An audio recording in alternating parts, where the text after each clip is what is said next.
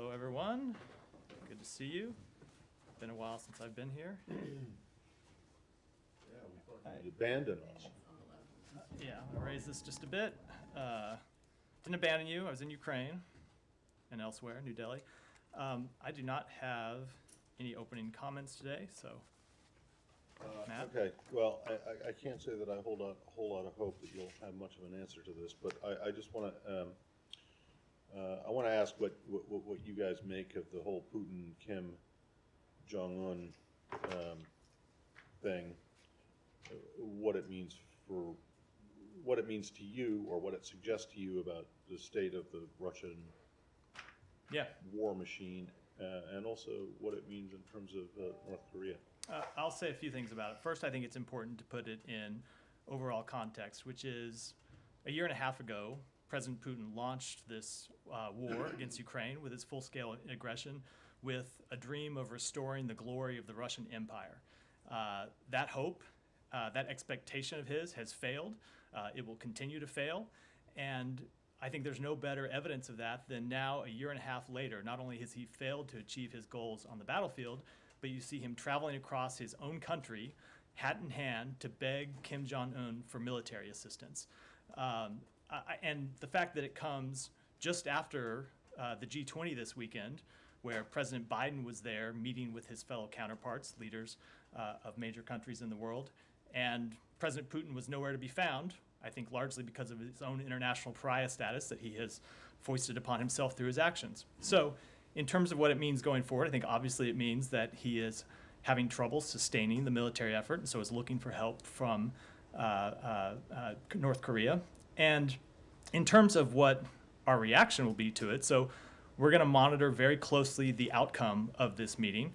I will remind both countries that any transfer of arms from North Korea to Russia would be in violation of multiple United Nations Security Council resolutions. And we, of course, have aggressively enforced our sanctions against entities that fund Russia's war effort, and we will continue to enforce those sanctions and will not hesitate to impose new sanctions if appropriate.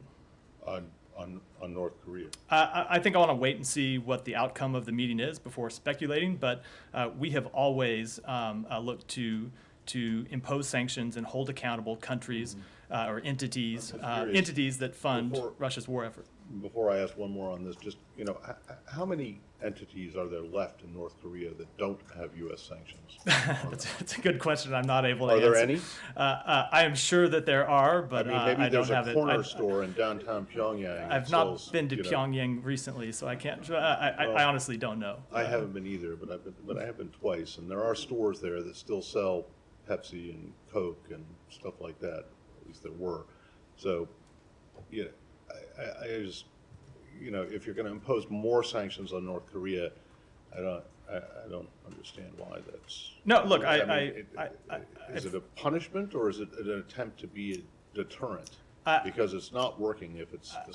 I think. Look, I will actually say, with respect to our overall sanctions, I think the fact that Russia is having to beg North Korea for military support speaks to the effectiveness of our sanctions and our export controls, that they have been denied the technology they need and the raw materials they need to sustain this war effort. The second part of my question, and I'll stop after this, is that you have used the word beg twice now.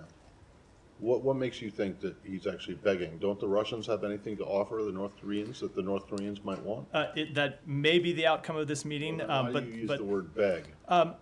I think it's fair to say that having to travel across the length of his own country to ask. But it's still his own country. Yeah, so, I know. To meet with an international pariah, to ask for assistance in a war that he expected to win in the opening month. Look, I would characterize it as him begging for assistance. Now we'll see. There may be something that he offers in exchange. We'll see what it comes. We'll monitor it very closely. Okay. Well, and if there is an exchange, will you still think that that's begging? Why don't we wait and see? I'll wait and see what happens and characterize it after. No, after you we won't see. wait because you did characterize it like 3 times. Fair, fair enough. Let's before we pass any further judgment, let's wait. I stand by my Okay. characterization. All right. Well, I mean, I'll add any fair further enough, characterization but when we see the outcome of the meeting. You don't have any information, or at least information that you can share about what North Korea might get in return for No. this assistance. Okay. No. Thank you. Do you have any notion or knowledge of what kind of equipment that Russia is begging for? I'm going to wait. Let's wait and see Has what there the been meeting shows. let's say a statement saying that we are going to North Korea to get some weapons? from I'm the sorry, Russian? what? I mean, how did you conclude that the president of Russia is meeting with the president of North Korea for asking for weapons? I don't think it's a social gathering, Saeed. No, I'm just saying. Okay. Maybe it's something else. We shall see. I will happily eat my words if it turns out not to Okay. be, but let's. They might me have just- tea let and me ride white horses around. you know. Perhaps. Let me just, I have a quick follow-up. And you're saying that the Russians have strategically failed. But, looking at what's going on, we see that Russia is holding the territory that it went out to hold. Their economy has improved a lot since last year, So I don't see where, while the counteroffensive, by all assessment, had failed. I mean, just educate us on how you see that Russia has failed. You are conflating a number of things here, and I will take them in some attempted order. I will say, first of all, with respect to Russia's overall strategic failure, you have to remember what Russia's goals were, and their goals were to take Kyiv, to take the majority, if not all of the country, to overthrow the democratically elected government of Ukraine. All of those things have failed. They occupied a certain amount of the country. The Ukrainians have taken back around 50% of the country that Russia occupied at the height of its full-scale invasion. And you've seen the Ukrainians continue to make to continue to show tangible results in taking back territory from the Russians, both in their efforts last year in the counteroffensive that they launched last fall, and in the counteroffensive that they launched in the past month or two that is ongoing. Secretary Blinken was just in Ukraine, as you know, discussed this exact question with the Ukrainians, was briefed on the results that they are showing, and we have seen those results accelerate. Now, that doesn't mean that the outcome is certain. Obviously, war is difficult, and the Ukrainian military is facing dug-in, entrenched Russian forces. But number one, Russia's goals have failed in every way since the outcome of this war. And number two, we continue to assess that the Ukrainians are making progress in their counteroffensive, and we have confidence in the ability of their forces. Mara. Matt, on China, there was a story over the weekend in Wall Street Journal saying that Wang Yi was no longer coming to UNGA. First, can you confirm that? Because that was the anticipation from State Department that he would come during UNGA and meet with Secretary Blinken. It's not exactly what we said before, but let me say this. So I won't speak. I'll let the Chinese government speak to whether Wang Yi will or will not attend attend UNGA next week.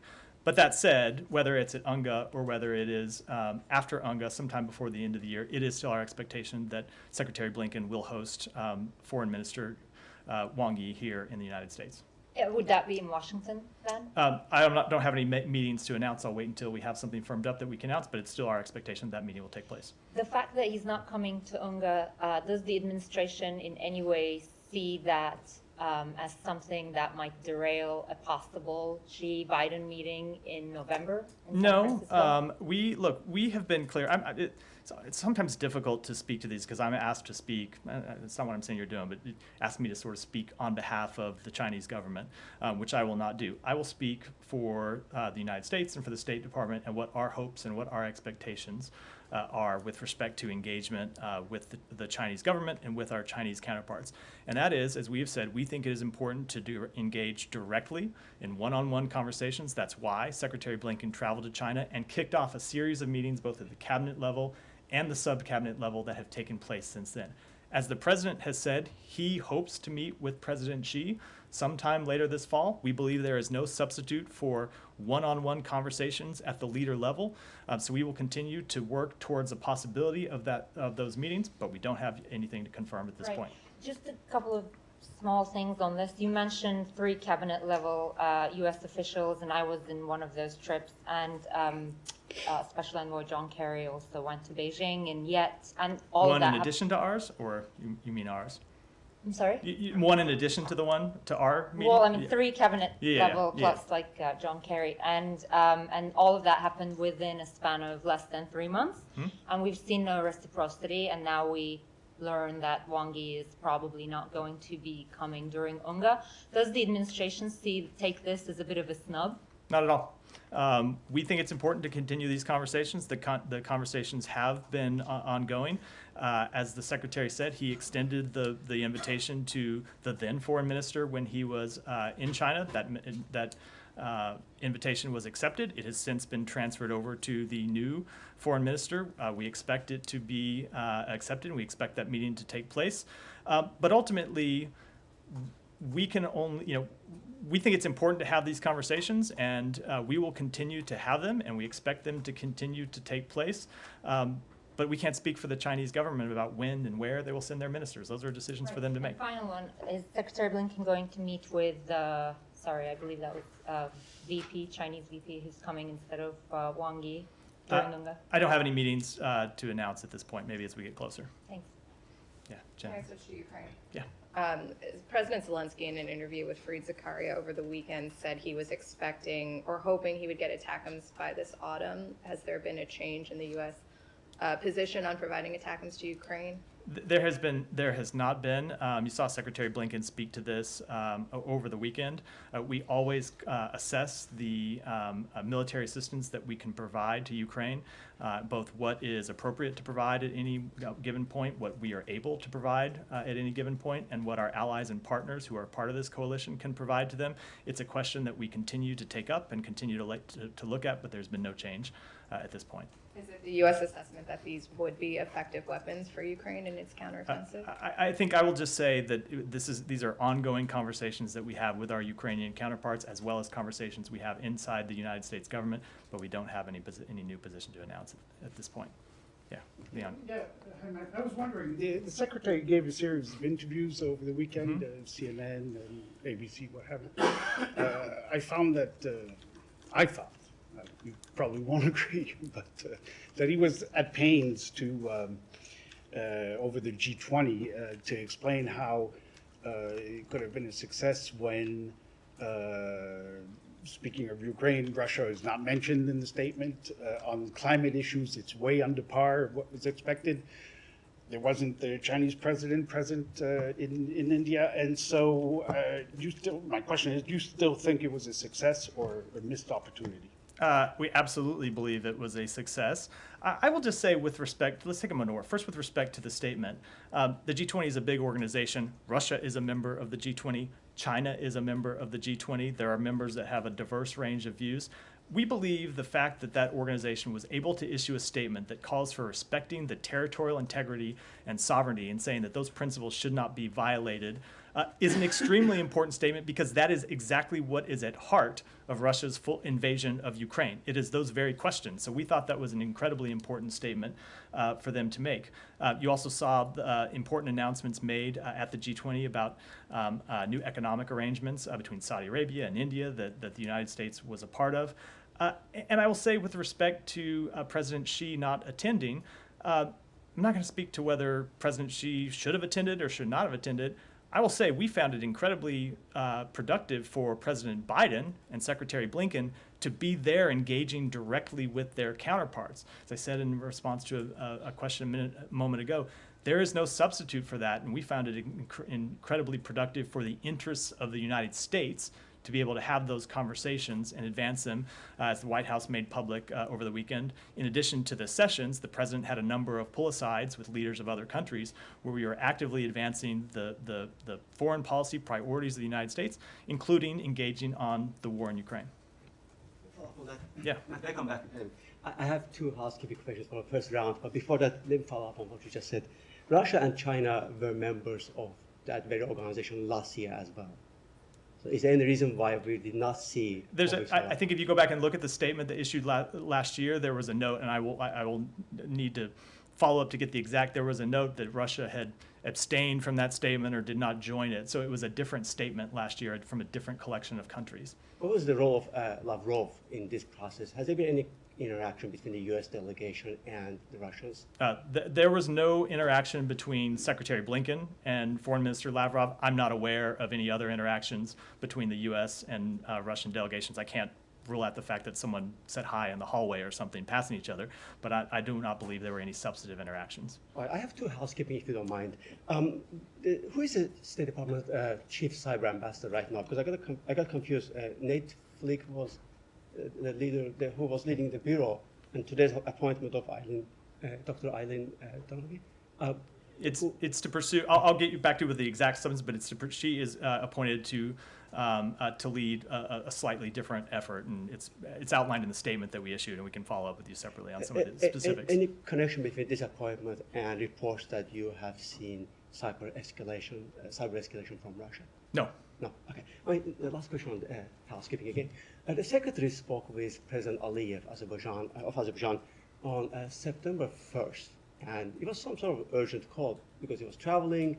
He raised concerns about what was going on, and the State Department came out with a readout on September 6th, 6 days after that. That did not speak any urgency. Why? So separate and apart from the question of when a readout that was over a holiday weekend might have come out, I think if you want to speak to the urgency that the department has shown to this matter, look not just to the conversation that the secretary had then, but that the secretary spoke with the leaders of both Armenia and Azerbaijan over the weekend while he was traveling. One call from New Delhi, one call from Hanoi. It is and I think I'll speak directly to the situation because it is something that the secretary has personally been involved in while he was on international travel, and of course the acting assistant secretary Kim has been involved in, and others. We are deeply concerned about the rapidly deteriorating humanitarian situation in Nagorno-Karabakh. We repeat our call, as the Secretary did in a statement over the weekend, for the immediate and simultaneous opening of the Lachin and Ogdam routes to allow passage of desperately needed humanitarian supplies to the men and women and children in Nagorno-Karabakh. We urge the leaders, as the Secretary did in his calls, against taking any actions that raise tensions or distract from this goal. And I will say, in addition, we have consistently stressed this need for open routes in Nagorno-Karabakh and for a dialogue between the parties. While it is important that Nagorno-Karabakh have credible representatives for this process, as we have said in the past, we do not recognize Nagorno-Karabakh as an independent and sovereign state, and therefore we do not recognize the results of those so-called presidential elections that were announced over the last few days. So I will say that the United States will continue to strongly support efforts by Armenia and Azerbaijan to resolve outstanding issues through direct dialogue, and that's why Secretary Blinken and Senior Advisor for Caucasus negotiations Lou Bono have been consistently engaged, and we will stay consistently engaged on this question. I do get your point about the weekend. The department did have a chance to disclose that meeting, that phone call on September 5th, when I did ask, in fact, a question about interaction between the U.S. and the sides. One more point about that readout. You guys did not mention human rights. Let me ask you directly. Are you guys sacrificing human rights for peace talks? If so, there are concerns that you might not achieve anything. Sacrificing human rights, I just made very clear that we want both corridors to be reopened to deliver much needed humanitarian assistance into Nagorno-Karabakh. And the Secretary made that clear to the leaders of both Armenia and Azerbaijan over the weekend, as have other representatives from the State Department and the United States government. So no, I would not agree with that characterization at all. But did he mention human rights situation in Azerbaijan, in the case of Kubadibadoglu and other concerns that you guys have raised? I don't have a specific readout on that. These calls were about the crisis situation on the ground right now and trying to resolve it. Yeah, go ahead. I have a couple of questions, Matt. First, on the MOU that the U.S. signed with Saudi Arabia regarding the green transit corridors, what's the importance of this MOU? So it was a landmark India, Middle East, Europe economic corridor that we believe will usher in a new era of connectivity from Europe to Asia. that will stimulate economic growth, economic development across the two continents, as well as cooperation on energy and digital connectivity. The Memorandum of Understanding is among the United States, India, Saudi Arabia, the UAE, EU, and other G20 partners to explore a shipping and rail transportation corridor that will enable the flow of commerce, energy, and data from India, the Middle East, and Europe. And I will just say, like the Lobito corridor we are announcing in Southern and Central Africa, it will be a clear demonstration of a new model that President Biden has pioneered for more transparent and sustainable infrastructure investments around the world. And we think it will deliver significant economic benefits both to the countries that are direct participants and to the region at large. Is it a part of the normalization efforts between Saudi Arabia and Israel? No, it is separate from, it's And separate. There is another MOU that the U.S. will sign on Thursday with Bahrain regarding security and prosperity. Do you have any details about it? I don't want to read out what we may or may not announce before that meeting takes place. And one final question on Iran. Do you expect any progress on the hostage or the prisoner swap? I will say it is a process that is ongoing. We continue to work towards the full release of the American citizens that were detained in Iran that have now moved on to house arrest. I don't have any update on timing for ultimate resolution. Can I just ask you one thing on the this MOU that was signed at the G20? What actually does it change? Is it not, right now not possible for ships to go from India to Saudi Arabia?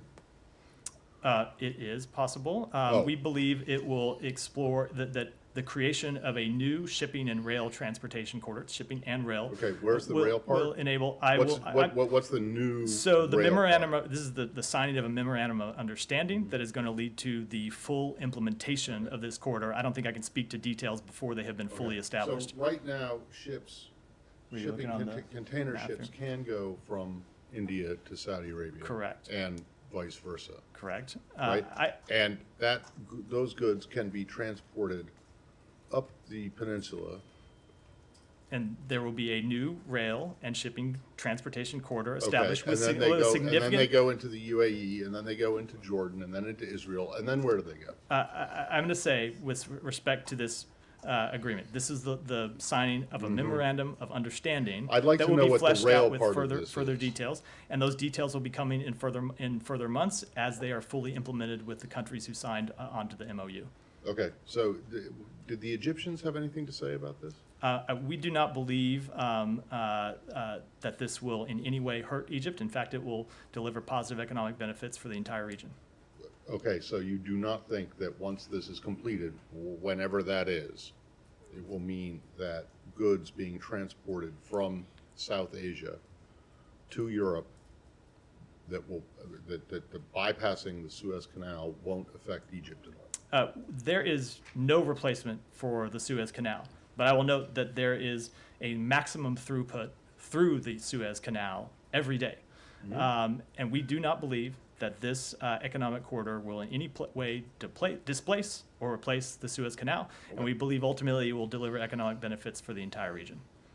Saeed, go ahead. Thank you. On the Palestinian issue, today the Israeli government was set to discuss and approve a new settlement in Abu Dis, which happens to be in my village. I mean, my home could be gobbled up. And it was an area that was designated throughout these negotiations to be the capital of the Palestinian in East Jerusalem, would be capital, whatever. I wonder if you have any comment on that particular settlement. Our views on this question have been clear and consistent. You and I have discussed them in the relatively brief time I've been here a number of times. Right. The expansion of settlements undermines the geographic viability of a two-state solution, exacerbates tensions, and further harms trust between the two parties.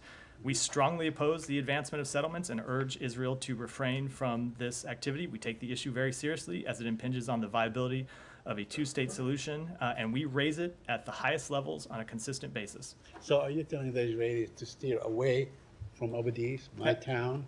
I'm not going to speak I'm not going to speak to any specific conversation, but as I just said, we raise this issue of settlement expansion consistently at the highest levels of the Israeli government. Okay, and one more. It seems that $75 million are still being held up in food assistance to the Palestinians, especially in Gaza.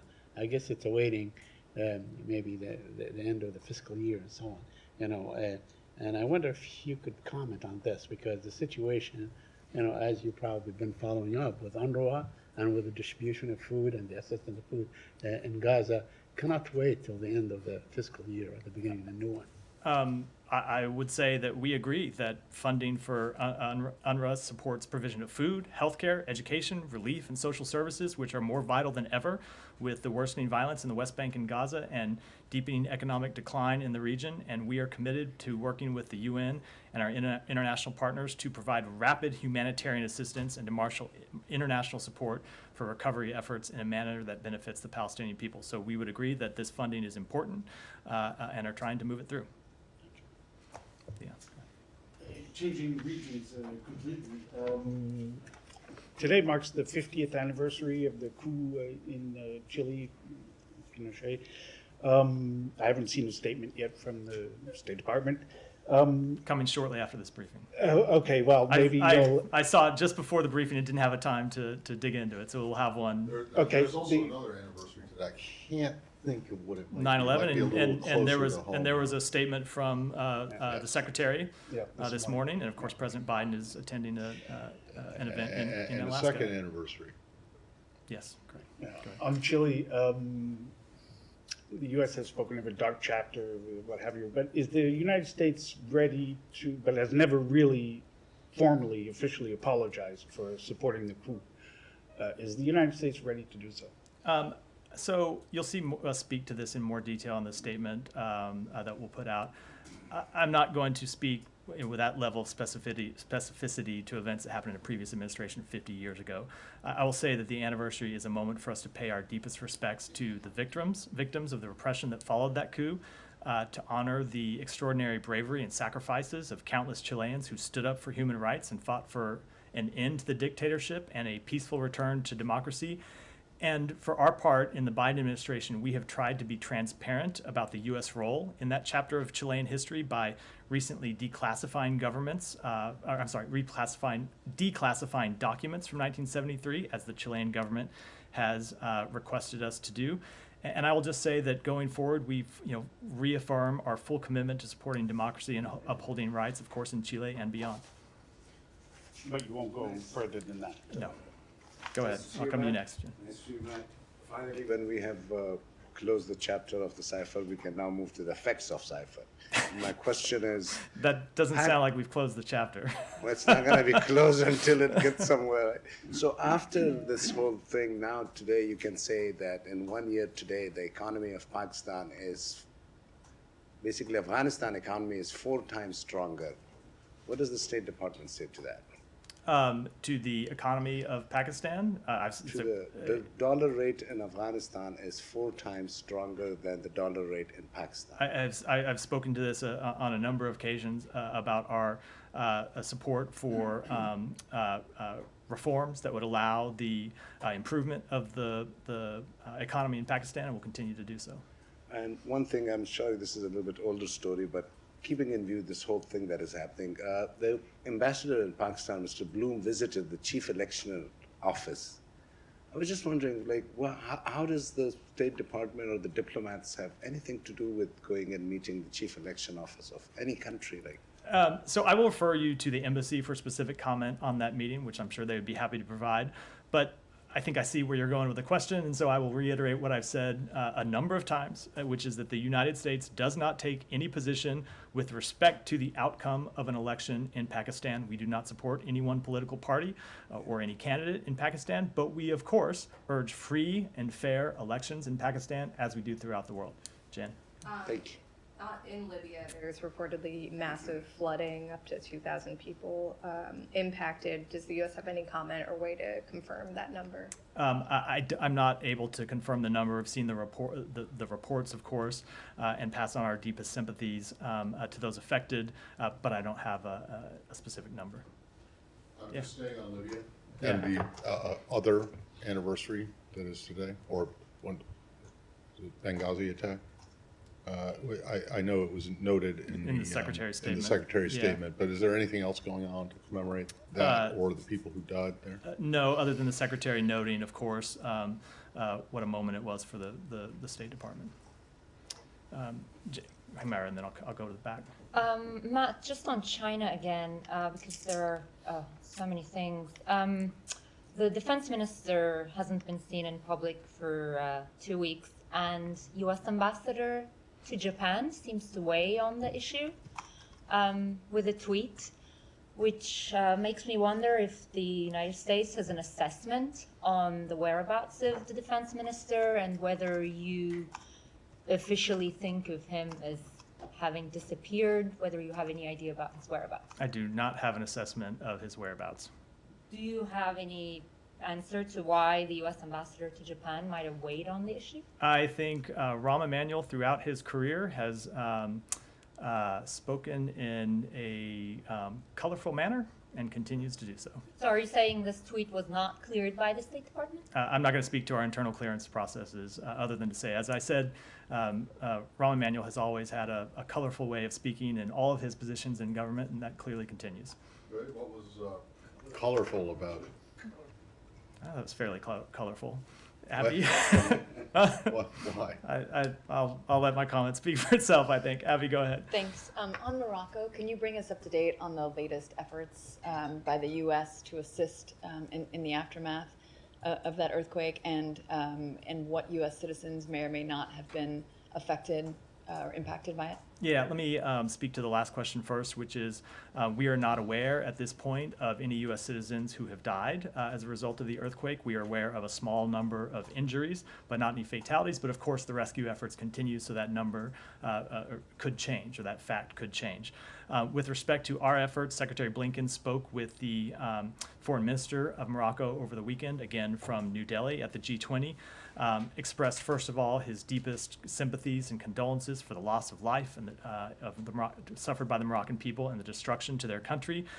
They also discussed how the United States can best support the government of Morocco's leadership of the humanitarian response to the tragedy, and the Secretary and the Foreign Minister pledged to stay in close contact as the response efforts continue, and the United States, through the State Department, has been in close contact with the Moroccan government through today. Is the U.S. providing anything directly right now for assistance?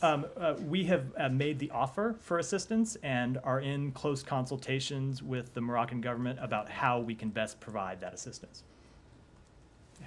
On Turkey, I was wondering if you have any updates on the sale of F-16s to Turkey. Is there any timeline for when the State Department intends to proceed with this sale?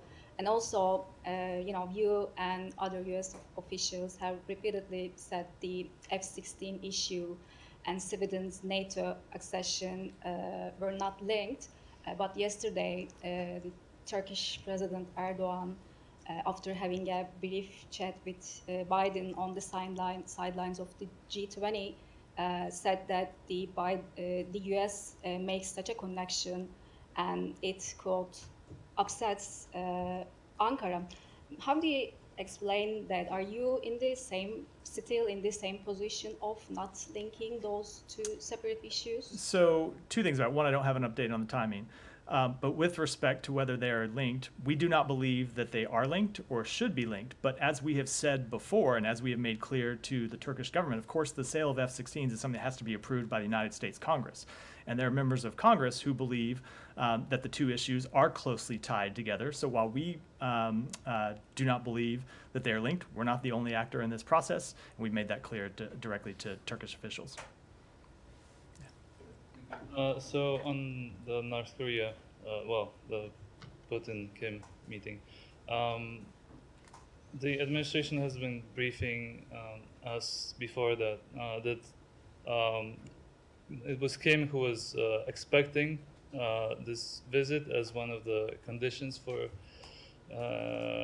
agreeing to send arms. So the fact that this is taking place mean that it will go? Do you expect it will go through, and do you have any visibility about on what North Korea might be sending? I will just say what I said earlier, which is we don't think it's a social visit, but with respect to what the outcome might end up being, let's just wait and see what comes out of the meeting. I have one more question. Today, in Armenia, the first U.S.-Armenian military exercises are taking place, and I was wondering if this is designed to somehow forestall a potential, Azerbaijani attack. Are you concerned about? No. Not at all. We routinely train and operate alongside our partners to maintain readiness, and we continuously improve on the interoperability between our armed forces. Armenia is a long-standing partner to the United States and has an enduring relationship since 2003 with the Kansas National Guard as part of the Department of Defense's State Partnership Program. So no, this is a routine exercise that is in no way tied to any other events. You follow up on that, Matthew? Sure. You probably have seen Russia's response to today's Armenian U.S. military training. They remind Armenia to remember where their loyalties lie. Do you have any reaction to that? I think that given Russia has invaded two of its neighbors in recent years, it should refrain from lecturing countries in the region about security arrangements. Thanks so much. I have one more on Putin-Kim meeting. You told Matt earlier that Putin was nowhere to be found last week, and then you said he is meeting with international pariah this week, today. Do you think this is meeting between two international pariahs? Is that how you see Russia, Putin as well? And do you think it will cement Putin as a pariah? I think Putin's actions have cemented him as an international pariah. Remember, he's been charged by the ICC with war crimes, was not able to travel to the most recent meeting of the BRICS because of that decision to charge him, did not show up at the G20 meeting, no doubt because he didn't want to hear from a number of the countries there about the results and the consequences of his actions. So yes, I would absolutely make that assessment. Are you sure he didn't travel to the BRICS meeting because of that? South Africans have, and they are a member of the ICC, but correct. They have allowed other ICC indictees to go into the country without. You can never say anything with 100% certainty, but I certainly saw the reports from South Africa that they were the reporting around this that they were relieved that he did not attend. So go ahead, we'll do a couple more in the wrap up. I'm sure you know that Greece and Turkey started high-level talks to find ways for Turkey to stop threatening Greece. The two leaders are meeting again next week at the United Nations. As you know, they met in Vilnius during NATO. Is it possible to tell us if American government is involved in these diplomatic efforts between these two allies of yours? I won't speak to the upcoming meeting, but I will say that, of course, we have been involved in conversations with both countries about the need to de-escalate tensions in the region and specific steps they can take to de-escalate tensions in the region, including direct involvement on the sidelines of the NATO summit in Vilnius. Mary, you have one more, and then we'll... I have another question. Yeah. My question is about the relations between Albania and Greece, another two allies of yours. But the relations are in deep crisis lately because the Prime Minister of Albania, I don't know if you know, has ordered the arrest of a Greek mayor. He is an elected mayor. He's still in jail after 3 months. My question is that, do you know about the arrest? And if you know, have you intervened with the Albanian government to release this elected mayor? Let me take that one back. Humera, and then Jen, we'll wrap up. Just want to follow up on the F-16 question, because in the same comments, Erdogan also talks about how he has his own Congress to persuade, and that's a reference to the Turkish parliament. And when you read the comments in their totality, it does sound like the ratification may not be as soon as the Turkish parliament reconvenes. I'm wondering if the U.S. has any worries that this might be further delayed, or what kind of message are you conveying to the Turkish authorities, and what is the sequencing going to be? like they're going to ratify, you're going to send the formal notification, or they want you to send the formal notification of the F-16s after they ratify? I will say, with respect to what our position is, we believe, as we've said before, that Sweden's accession to NATO should be approved as soon as possible, and we appreciate President Erdogan's support for it, and take him at his word that he will push it through and that it will ultimately be ratified by the Turkish parliament. With respect to any sequencing, I'm not able to get into it at this point, Jen, and then we'll finish up. Do you have any updates on the Travis King case? Has there been any more outreach to or from the North Koreans? I am not aware of any, but let me check on that for you. Great. Thanks, everyone. Thanks.